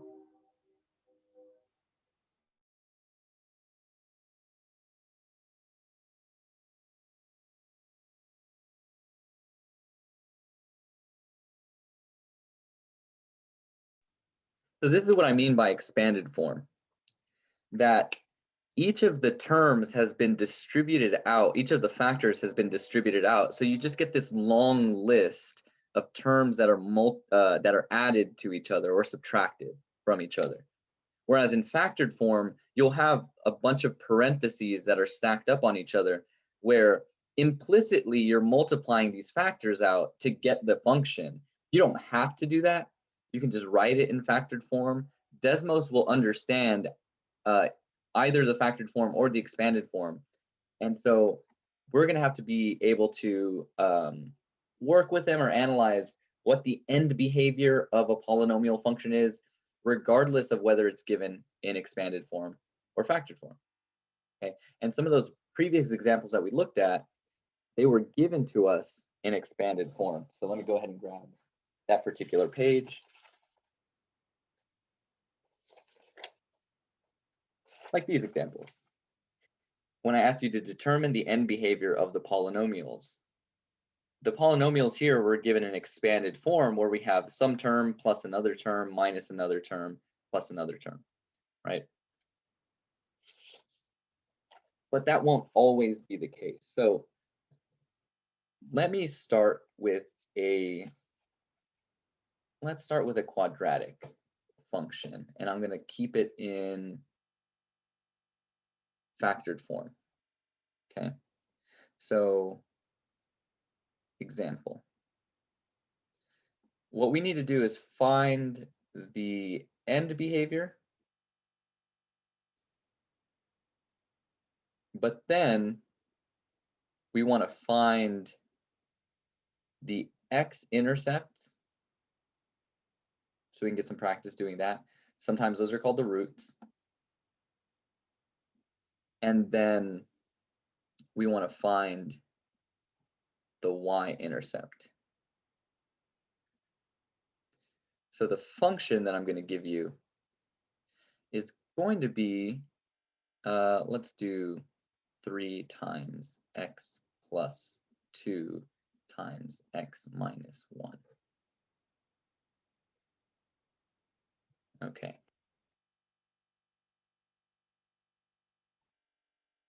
This is in factored form.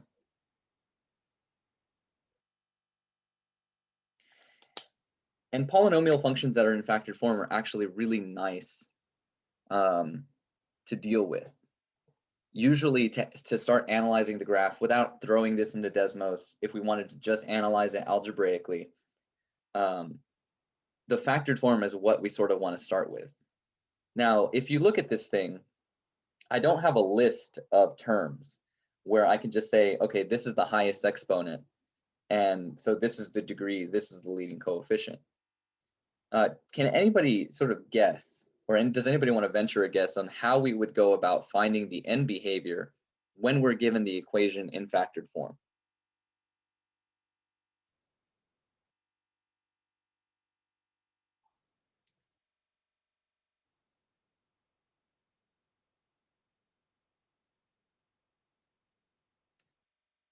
So one way to do that is to just expand the expression. And what I mean by that is, let's go ahead and distribute everything out. Well, if I distributed this out, I would get 3 times x and 3 times 2, which would be 3x plus 6. And then I would have to multiply that by the x minus 1 that was left over. So if I did that now, I would get 3 times x is 3x squared minus 3x plus 6x, and then minus 6. I can go ahead and combine like terms and say that my function is 3x squared plus 3x minus 6.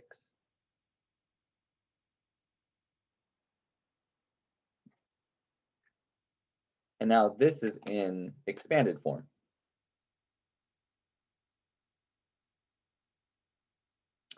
But that was sort of a lot of work.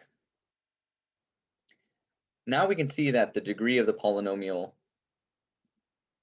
is 2, which is an even polynomial.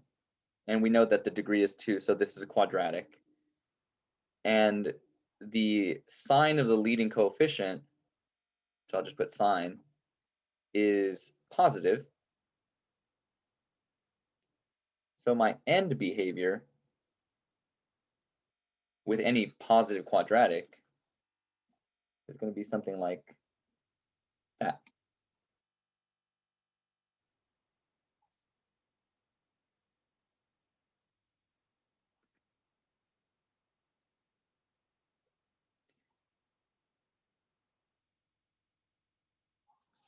The other way to do this, to find the end behavior, is to say that we start with the original equation. So the second way is that we start with the original function, which was 3 times x plus 2, x minus 1, right? That's our factored form. And we can find the degree of this polynomial by just counting how many x's are here. So we have x here and an x here. So I know that if I were to multiply this out, I would get x squared. So just by counting the number of linear factors, I know that the degree is 2. And my leading coefficient is just going to be this number that's in front of all of my factors. And so the sign of the leading coefficient is positive. So you'll get the same end behavior, right? We didn't have to go through the process of distributing it out, but I wanted to show you that because we will be given equations, some of which are in factored form and some of which are in expanded form.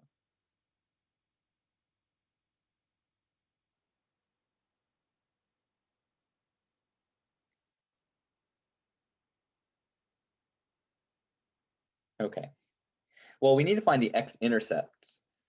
So I'm going to start with the equation again in factored form because it's easier to work with it in factored form. So we're going to find the X-intercepts of the function f of x is equal to 3 times x plus 2 and x minus 1.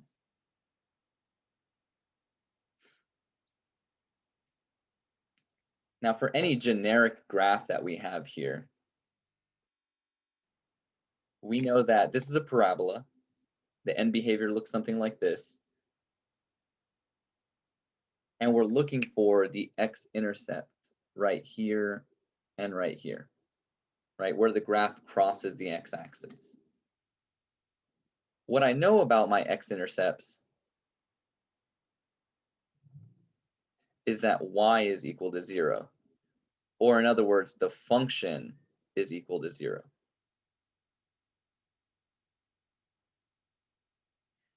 So to find the x-intercepts, what we're going to do is just set the function equal to 0. So I'm going to say that this is 3x plus 2, x minus 1, and set that function equal to 0, and then solve the equation.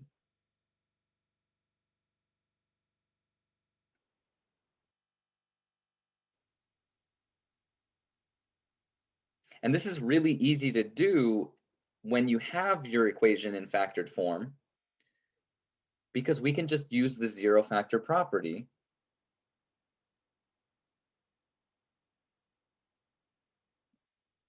which says, let's set each of these factors equal to 0. So I'm just going to set x plus 2 equal to 0 and x minus 1 equal to 0, and then solve these linear equations. So I have x is equal to -2 and x is equal to +1.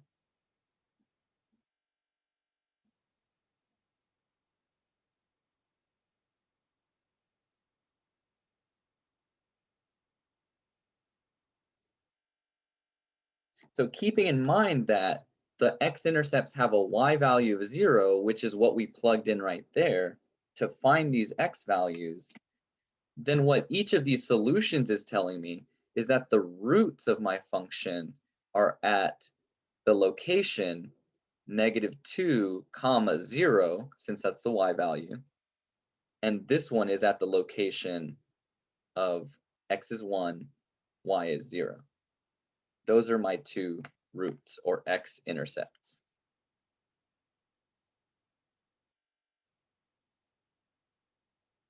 And sure enough, if we plug this into Desmos, we will find that that is where our x-intercepts are located. So I'm going to go ahead and share my screen. I'm going to throw this equation in there, which is 3 times x plus 2 times x minus 1. I'm going to zoom in. And our roots are where we're crossing the x-axis, and the first root is right here at -2. And the second one's there at 1, 0.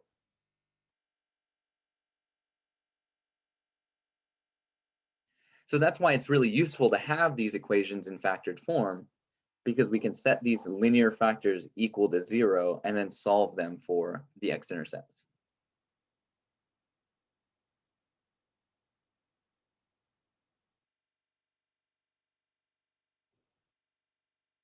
Okay, well, we also need to find the y-intercept, which is going to be this location here, but I'll go ahead and draw that again.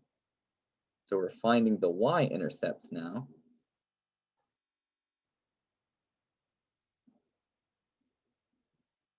And if we have a generic function here, in our case, it's a quadratic function.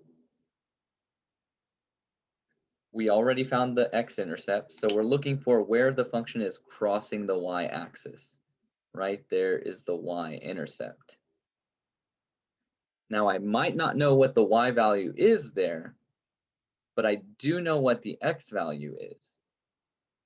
The x value is equal to 0 for every y-intercept. So if I think about my original equation, which was 3 times x plus 2 times x minus 1, and I know that the x value is 0 for the y-intercept, then what I'll do is plug that into the equation for x. So I'll put 3 times 0 plus 2 and 0 minus 1 there. And remember, f of x is the same thing as y. So when we solve this expression, we're going to be finding the y value. So this is going to be equal to 3 times, let's do the parentheses first. And this will be -6.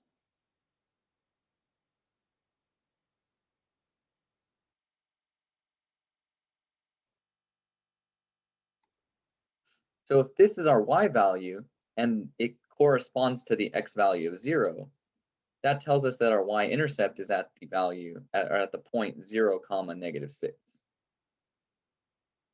This is the location of our y-intercept.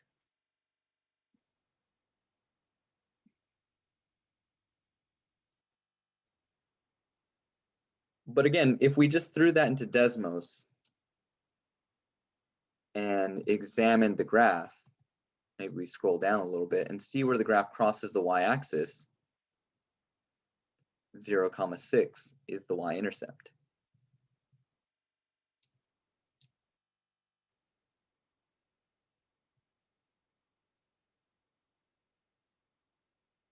Okay.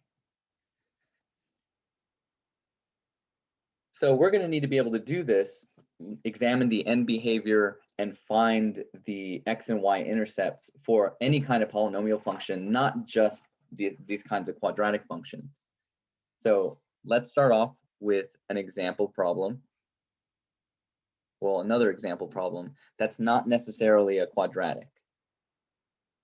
We need to find the end behavior,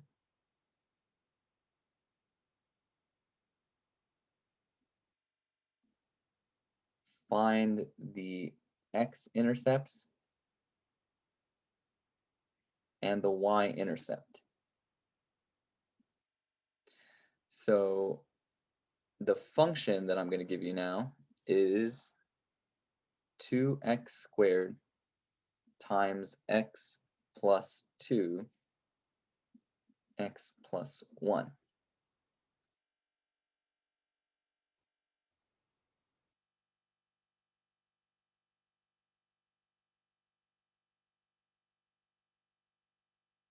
So can anybody tell me what the degree of this polynomial is? 4. 4 4. How'd you get 4? That's correct. added the x's. Yeah, exactly. So perfect. If I were to distribute it out, it would be a long process where I have to multiply this here and here, and then take that polynomial that results, and then multiply it again, combine like terms. And you don't want to have to do that every time, okay? But we can see here that we have x squared here, which is really x times x. So that's 2 x's there. I have an x here and an x here.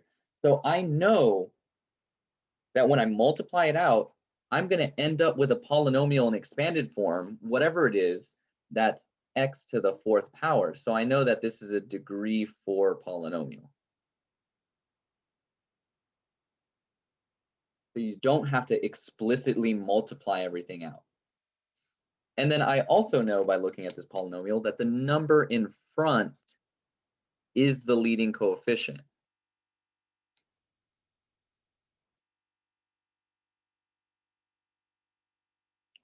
And in this case, it's positive. So just by knowing that information, I know that this is an even degree polynomial with a positive coefficient. So the end behavior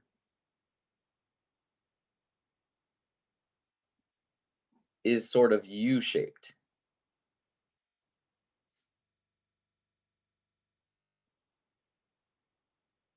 And it's right side up since it's positive.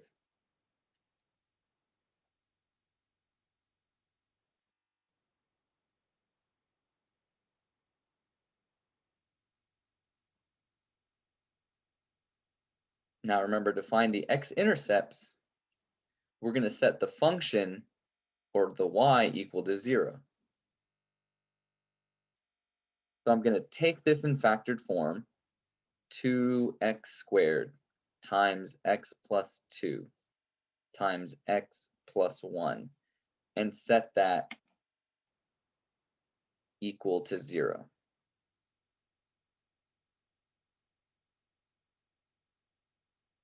Well, this seems to have 1, 2, 3 factors because we have x squared here. We can set that equal to 0. X plus 2, set that equal to 0. And x plus 1 equal to 0. So if we solve these equations, then we should be able to get the x-intercepts here. And so we should have 3 x-intercepts. And we're sort of ignoring the coefficient out here because 2 is a constant. I can't set 2 equal to 0 because 2 is not equal to 0. So I'm just focusing on the x's here. So if I solve this quadratic, I would have to take the square root of both sides. And I would get x is equal to plus or minus 0, but 0 is neither positive nor negative, so I can just leave it at x equals 0. This one gives me x is equal to -2 when I move that 2 over, and this gives me x is equal to -1 when I move that 1 over. So that tells me if these are my x coordinates, that my x-intercepts are located at 0, 0. This one's going to be at -2, 0. And this one's going to be located at -1, 0. So I have 3 x-intercepts.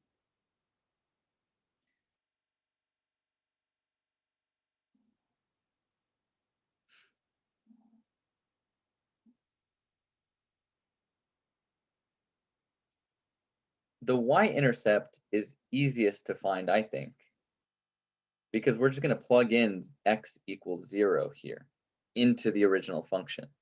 So if our function is 2x squared times x plus 2 times x plus 1, I'm just going to take x equals 0 and plug it into the equation and then solve for y. So this is really y is equal to 2 times 0 squared times 0 plus 2 times 0 plus 1.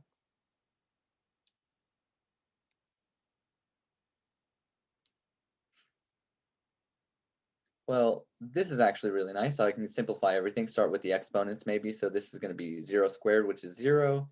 This will be +2. When I add that, that'll be +1 there. But now I'm just multiplying numbers by 0. So this is going to be 0.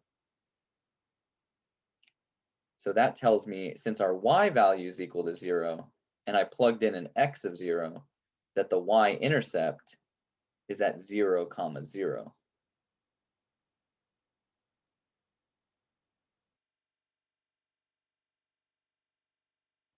So I have 3 x-intercepts, and then this point 0, 0 is both an x-intercept and the y-intercept, since these are the same point.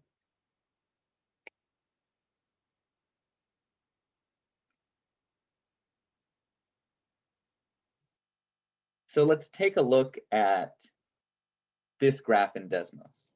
Okay.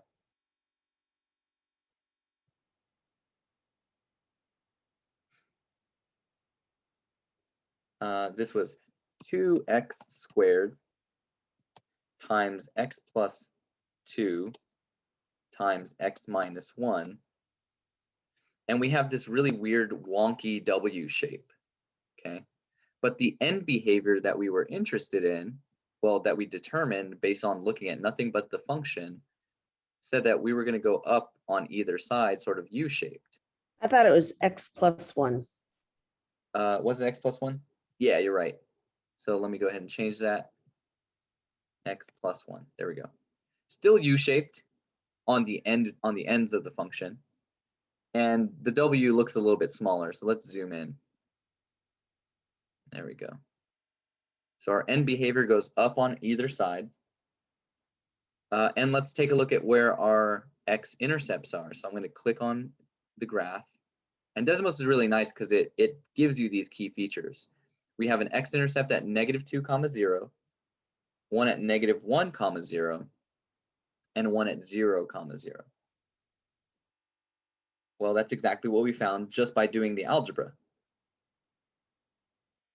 And then where is our y-intercept? Well, it turns out that at this point right here, our graph, our blue line is crossing both the x-axis and the y-axis. So whenever something crosses through the origin, that's going to be both an x-intercept and a y-intercept.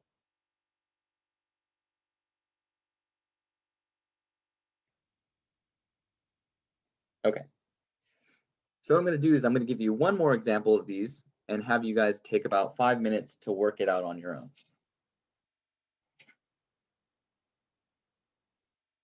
So find the end behavior.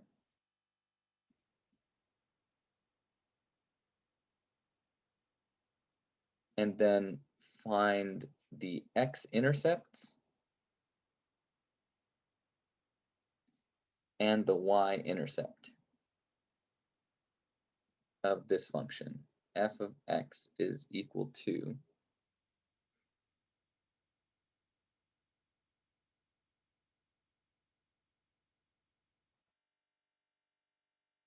I'm going to give you something a little challenging. X to the third power plus 6x squared minus 4x minus 24.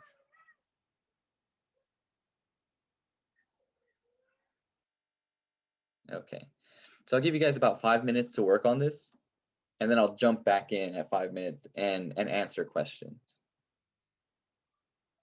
But what I'll tell you as a hint is that this is currently not in factored form. So as another visual hint, it would be really nice if we could put this into factored form. So that's going to be my hint.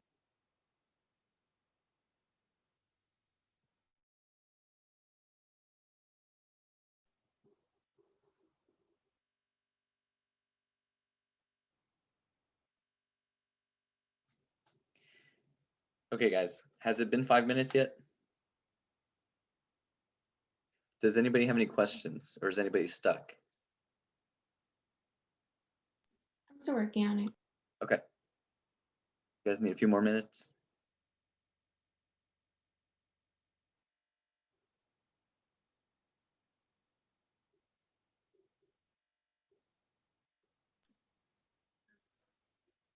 I think I'm done. Okay. Anybody else done?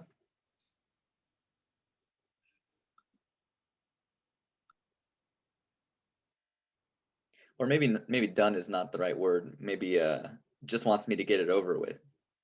This is probably a better description. Yes, that would be it. Okay, yeah. Okay, so to find the end behavior here, the polynomial was given in expanded form, so we can just look at the component that controls the behavior of the entire function, or at least of its graph. X to the third power is going to be the highest power. So there we have an odd degree polynomial. And it has a leading coefficient of 1. So that's going to be a positive coefficient. So the end behavior here, if we just use our end behavior diagram, is that this thing is cubic. It's going to have your typical cubic shape that looks something like that.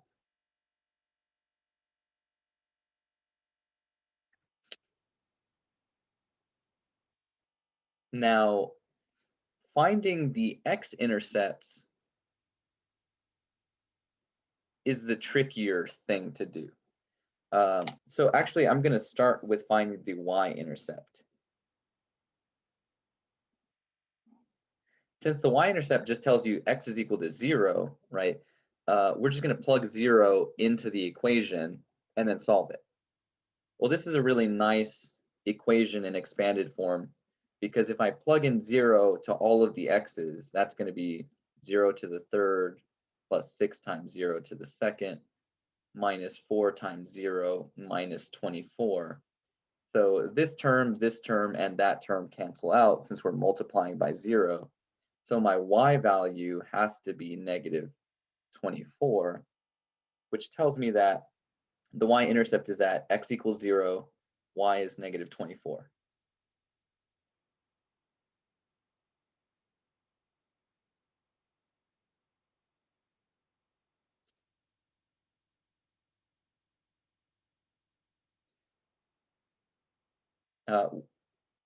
For anybody who was able to get to the y-intercept part, is this what you got? Okay. Yes. Cool. Yes. So that's the location of our y-intercept. For the x-intercept, I said that I wanted to make this problem a little bit more challenging. We want to set the y value equal to 0. So we're going to set the entire function equal to 0. So x to the third plus 6x squared minus 4x minus 24 is equal to 0. But if your strategy going into this was, let me move some things over and then try to factor out an x after that, would have been a hot mess real quick. Which is why the hint that I gave you was that it'd be really nice if we could put this into factored form. And so you can see here that we have 4 terms. So whenever I have 4 terms, going back to maybe the second test, so really early on in the semester, 4 terms tells me that I want to factor by grouping. So the first 2 terms have an x squared in common. And so I can factor out x squared, leaving me with x plus 6 there. The second 2 terms have a negative 4 in common, and that will leave me with an x plus 6. And this makes sense because if I multiply the 4 back in, the negative 4, I'll get my negative 4x, and I'll get my negative 24. Then I can see that these factors match up. So what I could say is that I have x plus 6 times x squared minus 4 is equal to 0.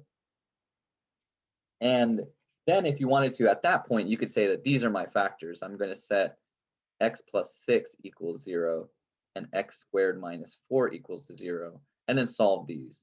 This first one's a linear equation, so x is equal to negative 6. I can just move the 6 over. But this one's a quadratic equation, so I'd have to move the 4 over and then take the square root of both sides, so x is equal to plus or minus 2, because I'm taking the square root of both sides. So boom and boom. So I have one x-intercept here that should be at negative 6 comma 0. And then 2 from this equation that says I should have a 2 comma 0 and a negative 2 comma 0. And this makes sense because I didn't mention this before, but when you have the highest exponent is a 3, that's the maximum number of x-intercepts that you can have. Or you might call them the maximum number of solutions that you could have. So I have 3 solutions, meaning 3 x-intercepts. And if I were to graph this in Desmos, I'll see that these are the locations of my x-intercepts. So let's go ahead and do that right now.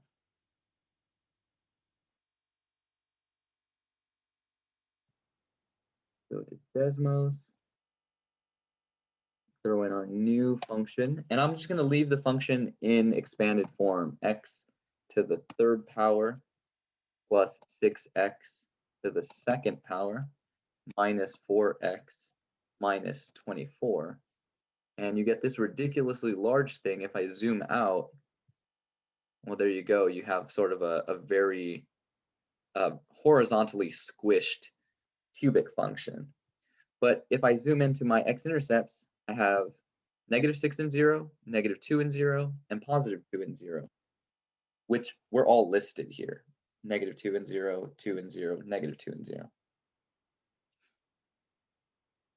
And then also, if I wanted to look at my y-intercept, which is going to be down here where the graph crosses the y-axis, 0 and negative 24. And sure enough, this thing does have the end behavior that we said that it would. where it goes down to the left and up to the right. Okay. We're going to continue working with polynomial functions next time. So the homework that I've opened up in MyLabs Plus is primarily going to be focusing on analyzing quadratic equations. Okay. At the rate at which we're going, I had to slow things down a bit, even though it probably doesn't feel that way. So on Monday, we're going to continue on some material, and hopefully we'll be able to finish up the material for test 4 there. So I'm thinking we'll finish up on Monday, and then I'll open up test 4, and it'll be open until next Sunday. Okay, so make sure that you're catching up on your homework, you're coming into Math World, and that you're doing those discussions that I've put in Canvas. And if you have any other questions, comments, or concerns, you need to be seeing me in Math World, because, like I said, lots of moving parts here, right? They're all simple components, but it's a lot to remember. So make yourself a checklist and get support when you need it. So that being said, if you have questions, as always, you can hang back and chat with me. Otherwise, you guys have a great day and great rest of the week. Thank you.